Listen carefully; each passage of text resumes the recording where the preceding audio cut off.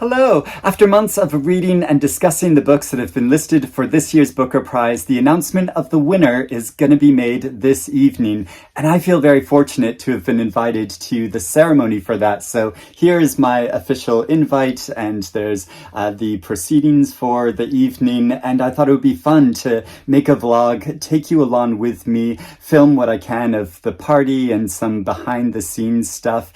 And I am due to be part of the live stream both before and after the announcement is made. So if you watched the event live, you may have already seen me there, but if you've withheld from finding out who is the winner, then you might want to watch along with this video to see who actually wins, and it will be one of these 6 novels, and it's so difficult to say what it'll be. I think the judges could go any way. As I talked about in my predictions video, and I've seen a lot of support for both the Bernstein and the Prophet Son. A lot of people have been saying Prophet Son is going to win. Also, the Bernstein just won a literary award in Ireland. Sarah Bernstein, Study for Obedience, just won the Giller Prize recently in Canada.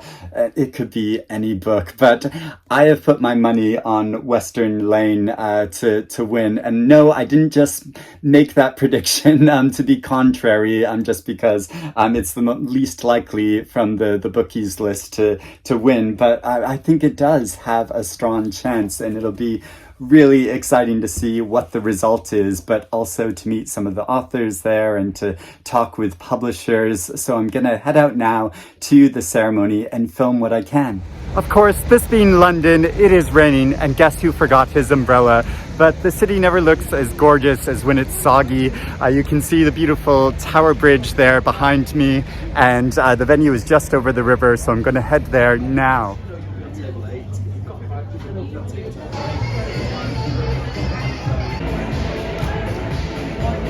I've just arrived at the venue. It's nice and warm inside, and I've got a glass of bubbly. Standing here in front of a stand of my favorite to win, Western Lane. And there are special editions of all of the books, so I'm gonna go have a peek at those now.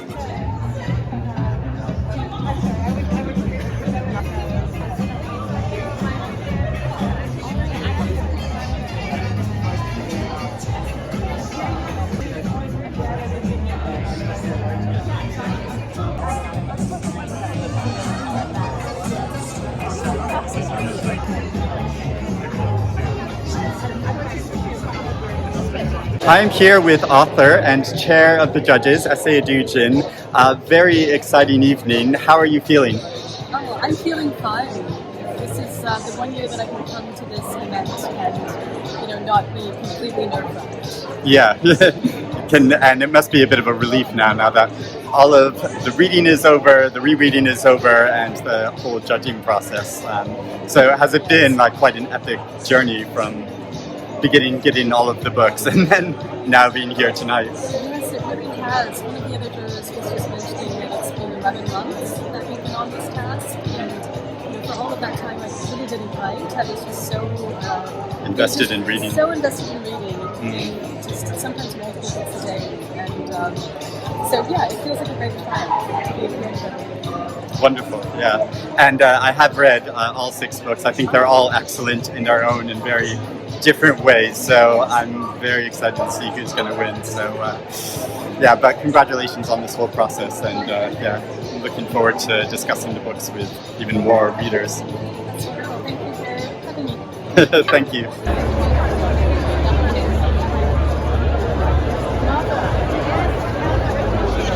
Look at who I found. I'm here with Anna James, and no, you're not mistaken, this is not the Women's Prize, this is the Booker Prize. Please hold my way in. Well, you are the guest of a very distinguished guest of the party. Are you okay saying? Yes, no, I'm here with Ellie Catterley, who wrote Illuminary. It's one of my all-time favourite books.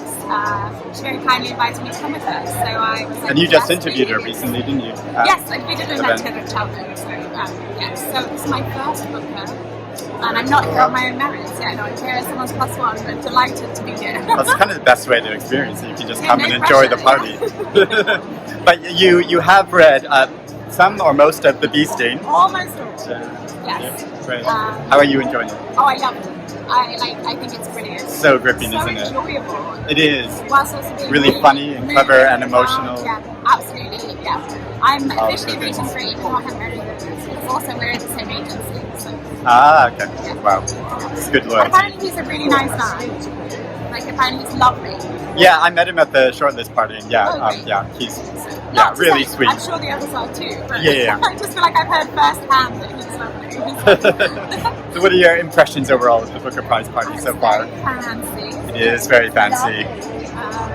It's much more formal than the Women's Prize. Much more. Which, you know what though, I think it's so fun to experience this, although I think my heart will always be with a slightly like scrappier, more, not that the Women's Prize is scrappy, but it's more laid back and it's very friendly. And I'm intrigued by because this has got a sit-down dinner, which I've never been to, and like a award with a sit-down dinner. So. Yeah, I'm excited to see what the menu is. Oh my goodness, did you see the crab scene? Yeah, the London Review bookshop, did this sort of like fake menu that like filled with fish. But so many people thought it was real. It really troubled me how many people thought it was real. Well, it looks very official. Yeah, but it was 4 types of crab and Pizza Express dough balls. Pizza Express dough balls. I'm sorry, but you need to have a word with yourself if you thought that was real. Yeah. Well, people are very gullible when they see things on the internet. Yes. Right, so. Well, it's very exciting, so cheers. Cheers.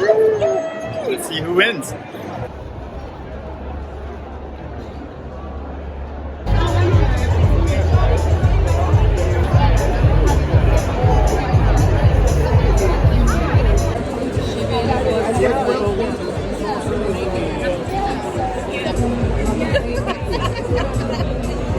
Good evening, everyone, and a very warm welcome to the Booker Prize Ceremony 2023. I am Samira Ahmed, and later this evening we will be live on air for BBC Radio 4's Front Row. Remember that Radio 4 waits for no one. We will be starting on time. We'll be celebrating the 6 books shortlisted for this year's Booker Prize, and the Chair of Judges, Esi Edugyan, will be announcing the winner live on air. I have to say it has been a complete joy reading the shortlist. And thank you for celebrating not only this year's shortlisted writers, but the long-listed writers too, a couple of whom are here with us. Please give a shout out to the authors of Pearl and In Ascension, Shehan and Martin Recently that the prize had undergone more change in the last 5 or 6 years than it had in its entire 54-year history. In some ways it's exactly the same, honouring the work of great writers who will continue to be read, as the prize has proven, in 50 years' time. The changes that have taken place have been in the service of readers. Judging panels have attempted to reflect a greater variety of tastes and experiences. Our digital footprint is 8 times what it was in 2019. We've launched a podcast presented by Joe Hamya and James Walton, who you may see roaming tonight. Just a few weeks ago, we started a book club, some of whose 6,000 members are also here, and they're very engaged. I encourage you to join in. We've embarked on all sorts of collaborations and competitions. A couple of winners are here among you. I wonder if I could ask the shortlisted authors to stand up so that we can applaud you. Bernstein. Good evening, Aibuan, Vanakkam, Kia ora. Thank you for calling me back and inviting me to speak. Do I get more than a minute this time, Samira? I can speak, okay. I don't know what the shortlist were told this year, but we were told 1 minute. And if I had any inkling or semblance of belief that I'd win, I would have prepared a tight, soundbitey 1-minuter. But I wasn't going to win. I was told as much by my wonderful agent, and agents are never wrong. He said, I hope you have a speech, but you're not going to win, don't worry. Agents, they have your best interests in heart, and they're trying to manage your expectations. And I remember a few years previous, he also said, it's a tough book to sell. It's about Sri Lanka's war. Nobody remembers your little wars. Try writing another book, maybe about cricket this time. If I wrote another book about Sri Lankan cricket, it would be far more depressing and gruesome than 7 Moons, I assure you. but no plans. So I was given 1 minute, and I think I took around 7. So this time they told me 3-ish minutes. So I think we might be around here for about 20. But yes, that's where this extraordinary year began for me. 13 months ago, for some reason I was given an extra month of my reign. But 13 months ago in October, at the Roundhouse with Dua Lipa, and it began with me delivering a speech. And this year the shortlist and the long list contains many powerful books. Last year it did as well, but it also featured many weird and strange books. And I think I believe I benefited from that. Because in the end, you can have the bookie's favorite, you can have the critic's favorite, the reader's favorite, but it all boils down to what 5 crazy judges will decide in a room. And it's a 1 in 6 chance, which, as Mali Almeida would say, is a dice roll. And you may roll a 6, but you are much more likely to roll a 2 or a 3. And that was basically my plan for the evening 13 months ago. Wait for someone else's name to be called out. And then I was planning a holiday in Cornwall, which I still haven't taken yet, and to start on the next book, which undoubtedly I would have finished by now if not for the Booker Prize. But I was told this bit of wisdom by Damon Galgut, who was told this by Douglas Stewart, and Eleanor Catton told me that she was told this by Jan Martel. So this is wisdom passed down by Booker winners, but it went something like this. You are not gonna write another word for the next year. Don't worry about it, enjoy it. And of course, I'd like to report that they were all wrong, because I wrote a page last year. 1 whole page, no double space, proper typeface. I have not read it yet. It's probably full of rubbish, but I'm sure there's 1 or 2 sentences that I can salvage. But the highlight of this extraordinary year for me has been the speaking and being in the spotlight. I like living in the shadows, as I suspect most writers do, sitting in darkened rooms, speaking to no one, aside from the ghosts and the voices in your head. And I do miss it terribly, and I look forward to returning to it once I have handed over my sash and my tiara to another bewildered winner in a few moments. But what a year it has been. The places I've been, the things I've seen, the readers I've met, and the legends I've taken selfies with. The book that a few years ago looked unlikely to be read outside of the Indian subcontinent is now being read in Brazil and Estonia, and in both Russia and the Ukraine, and at least one of the Koreas. And it will be read in 32 languages. My first novel, Chinaman, was published in all of 1 language, but now I'm proud to report Chinaman will be published in China, under a different title, I presume, but it's still, the books will travel. So the impact on my life has been immeasurable, undeniable. My agent now returns my calls. I mean, he's a busy man. He never returned my emails for the last 10 years, but now he returns my calls, and he has a team to answer my emails. And let me say this much to the winner tonight. No one prepares you for the emails.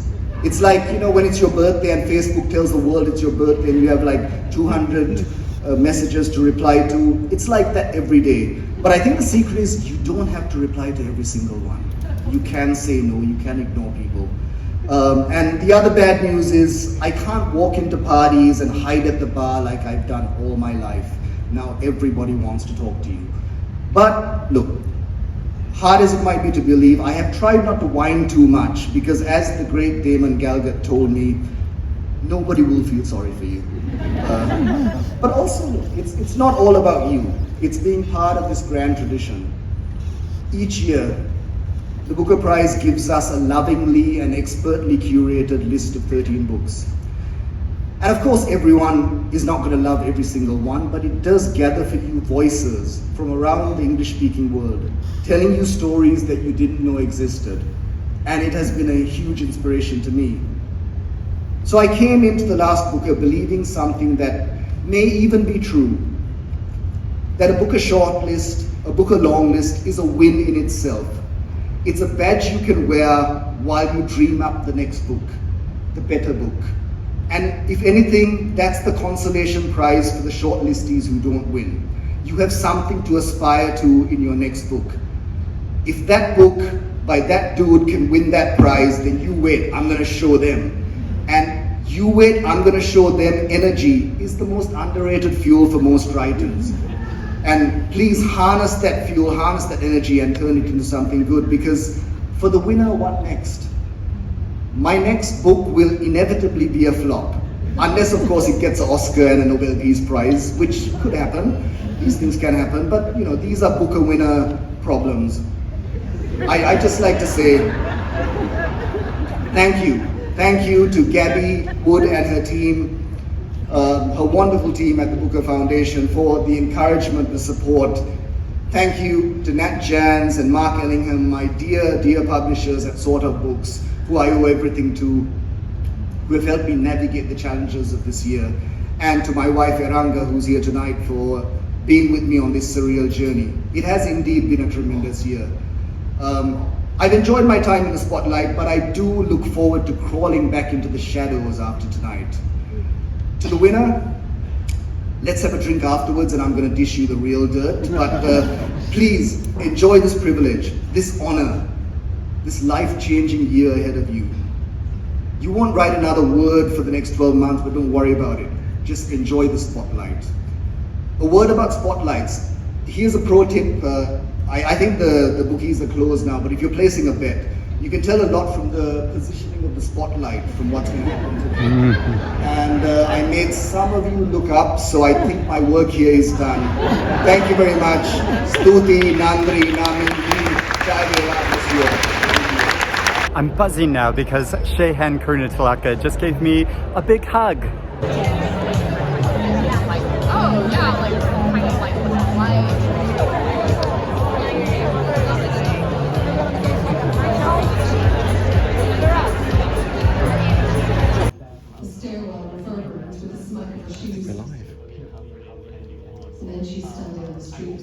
And that is our final author reading. I've been really enjoying these. I think they're also, if you at home haven't read these books yet, it's the great kind of spark notes, kind of summary of each of the books too, to get a little taste for each one. I'm now joined by two Booker Prize superfans. This is like our little Booker Prize superfan club right now. So firstly, we have Eric Carl Anderson, whose YouTube channel I absolutely love and take so many book recommendations from. And then Joe Hamya, podcast host and very, very talented author. How are you guys doing? How's your night going? Great. It's been so wonderful and exciting to meet so many authors and lots of publishers. So it's a wonderful celebration. Yeah, I think the Booker Prize ceremony is always the night of the book world to be at, so it's been so much fun. This is our Oscars, right? that's how I'm going to brand it anyway. This is my Oscars. Okay, guys, the all-important question, who is your winner? Who is your money on? I think at this point, we're about to hear who the winner is. I think at this point, we can put one name down each and say who we're rooting for. I think Paul is a safe bet, right? We do have 3 Pauls, so there is a 1 in 2 chance that a Paul will win. 50%. Well, my money is on Chetna Maroo, and literally my money is on because I placed a monetary bet on it winning, so I'll be in the money if she actually wins, but I'm calling it the little book that could, because it's at the bottom of the bookies list, but what do bookies know? And I think it's so incredible in its scope. I don't call it the little book that could because it's small in its artistic ambition, but it's just so brilliant in its style, and to take you into this very humble story about a girl's coming-of-age story who wants to win a regional squash tournament, and yet it spoke to me like so profoundly. It's really stuck with me. Yeah. Okay, that's good to know that your money's on that too. There could be an after-party tonight at Western Lane. Perhaps. Joe, what about you? Who's your money on? Well, my personal favourite is the Sarah Bernstein Study for Obedience, just because it's a book that upsets reader morality so thoroughly, and I think few pieces of literature can actually do that these days. I think I've read it about 4 or 5 times now, and every time it's yielded itself to me a little bit more, and it's a kind of reward that you don't get in a lot of literature these days. But if I was putting money on a book, it still would be one of the Pauls. And so deeply textured too. I feel like the second time I read it, I got so much more from it. Yeah. For me, I'm going to say it, I think my winner is The Bee Sting. I love The Bee Sting so much. That family saga, playing with different perspectives, the layering, the texturing over the course of the novel. I loved the way that we first meet the kids, and then the parents sort of seem like caricatures, but then we get to see the parents' perspectives, and we see their humanity, we see their backstories, we see their history. And I loved that over time, how it built up to a kind of crescendo, this huge climax. But for me, I'd also be really happy if the Prophet Song won. That's my feeling. But I'm hearing that we are about to get a winner. And so as Booker superfans, we are all going to be turning to the stage and finding out, and we'll react afterwards. But it is time to find out who has won the Booker Prize. I am delighted to announce that the winner of the Booker Prize 2023 is Prophet Song by Paul Lynch. So the winner is Paul Lynch for Prophet Song. Standing up, giving a hug to people sitting inside of him, clearly emotionally moved. There we go. We have got our winner. It's an Irish book. It was one of the Pauls. It was Paul Lynch, Prophet Song. How do you guys feel about that? I think it's great. It's a very powerful novel. I won't lie to readers, it's quite like a challenging book to get into with the style of it, and it's a very difficult subject matter. But once you get into it, it is so powerful in the way he writes it, to strip out quotation marks. You have big blocks of text, but it centers you so much in the life of this protagonist as their liberty and freedom is stripped away, that it's an incredible new kind of dystopian novel. What about you, Joe? How are you feeling? I feel really joyous, actually, and I agree with you. I think the thing is, the book isn't so difficult once you realise that you're reading about war, and war isn't supposed to be straightforward or easy to explain. And so the book's complexity, I think, matches that, but the emotional simplicity of it, the kind of rawness of it, is what makes it worth reading. And I was speaking to Paul Lynch maybe about 10 minutes before he went up on that stage, and bless his heart, he was so nervous. So I just feel like he was brilliant. I'm so happy for him. I remember reading that book, and the moment that just floored me was when it spoke about history and the people who get caught up in these scenarios, these predicaments, these occurrences, and it talks about the people who want to leave so desperately, but they can't because their feet are rooted to the ground. And I think that speaks volumes for so many people right now. I think this is a real book that speaks for 2023. It feels like a real 2023 winner, if that makes sense. I'm so sorry you're not getting your money back on that bet. It's fine. Well, that is a really, really exciting result for all of us, I think.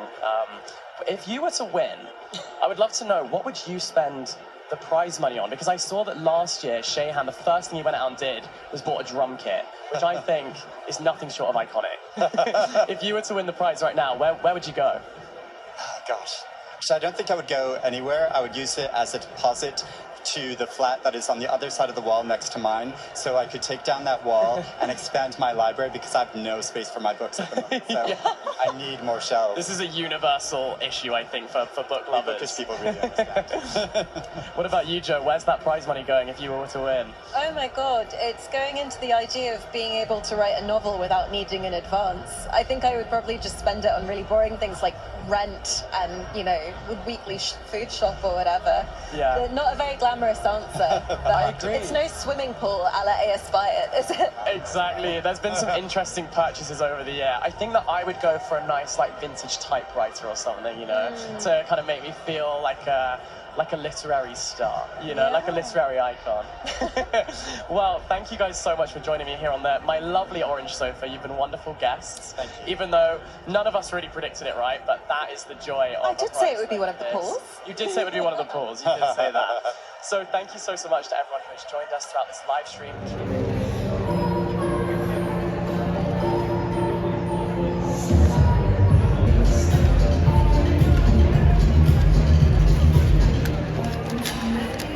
Straight in this camera, straight ahead. Lovely.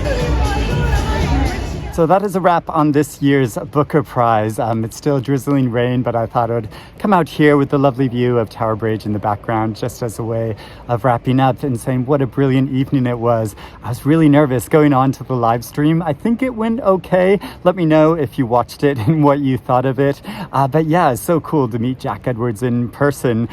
He is actually that impossibly beautiful in person, not just on the screen. So that was really great. Also to put a face to the gorgeous Hamya, who's the co-presenter of the Booker Prize podcast, after hearing her voice in my ear so much, to be able to speak with her on the couch about who we thought was going to win and our reaction to the winner. It was wonderful. I got a hug from Shehan Karunatilaka and chatted with him for a while. He's such a lovely guy.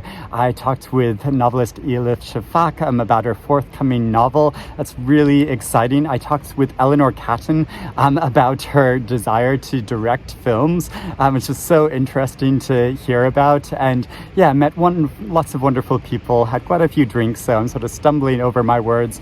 And I have a goodie bag now from the Booker Prize, which comes with a bottle and with a copy of If I Survive You. So I will be gifting that to somebody. And there's a nut bar just to soak up all of the alcohol. So I'm going to go catch the bus home. I hope you're doing well, and I hope you enjoyed the evening. Let me know what you think of the winner, Prophet Song.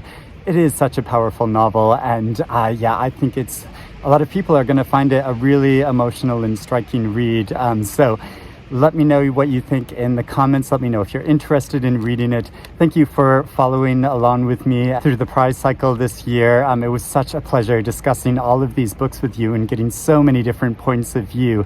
That is the real pleasure of following book prizes. I hope you're doing well and have a good evening. I'll speak to you again soon. Bye-bye.